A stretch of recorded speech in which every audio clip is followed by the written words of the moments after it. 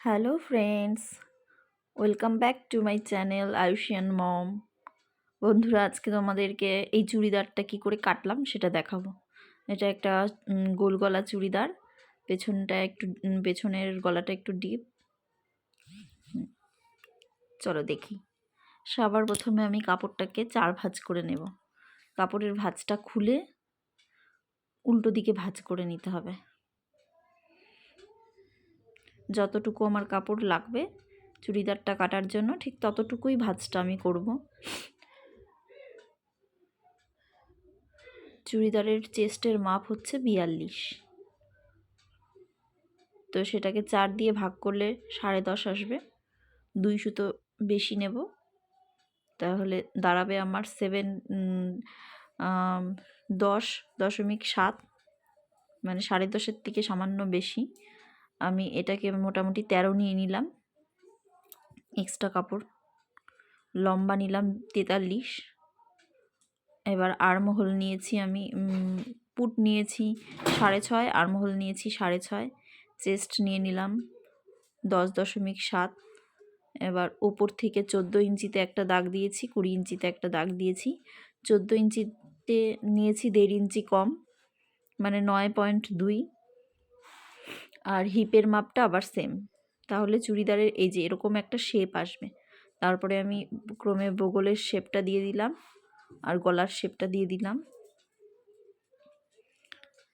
গলাটার চওড়া 3 নিয়েছি আর ডিপ নিয়েছি 6, একটা শেপ দিয়েছি।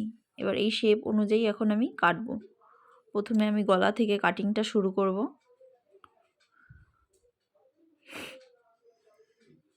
এবার আর্ম হোলটাকে কাটিং করব।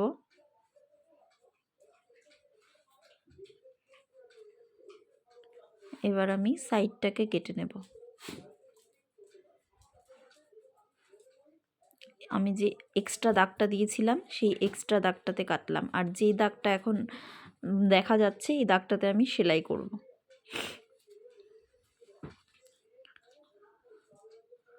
1.5 ইঞ্চি করে এক্সট্রা মাপটা কিন্তু অবশ্যই নিতে হবে। 1.5 ইঞ্চি না নিলে, কেউ যদি 1 ইঞ্চি নিতে চাও তাও চলবে, কিন্তু 1 ইঞ্চি নিতেই হবে।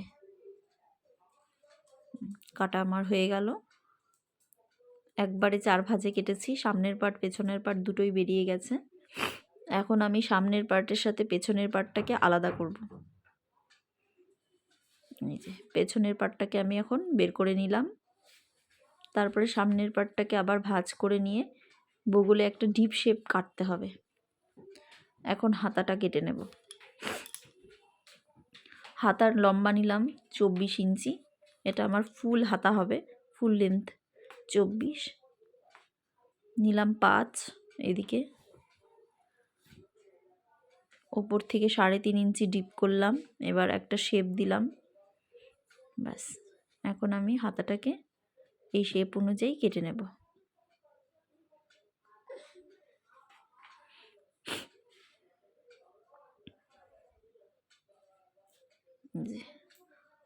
এটা ফুল হাতা কাটিং করলাম, হয়ে গেল ফুল হাতা। এখন হাতার সামনের দিকে ডিপ শেপ হবে। দুটো ভাঁজ উঠিয়ে বাকি নিচের যে দুটো ভাঁজ সেটাকে আমি একটু কেটে ফেলে দিলাম। আমার ডিপ শেপ হয়ে গেল সামনের পার্টের। এখন লাইলিন কেটে নেব একটা একটা করে। সামনের পার্টের আলাদা করে কাটবো, পেছনের পার্টের আলাদা করে কাটবো, তাই আমি লাইলিনটাকে 2 ভাঁজ নিলাম। এবার যে কোনো একটা পার্ট, সামনের পার্টটাকেই আগে কাটবো, এখানে বসিয়ে নিলাম। যখন আমি কাপড়টা বসাবো লাইলিনের উপরে, তখন দেখো সামনের দিকে 1 ইঞ্চি আমি লাইলিনটাকে একটু বেশি রেখেছি,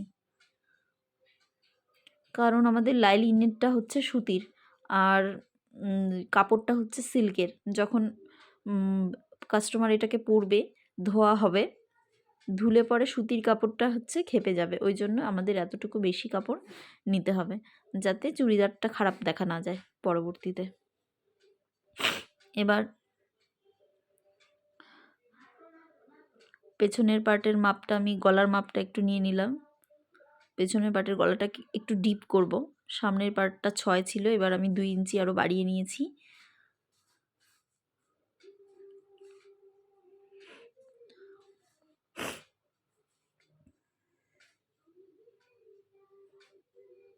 বাকিটা যেরকম ছিল সেরকম রেখে মাপে মাপে কেটে নিলাম। লাইনিংটাকে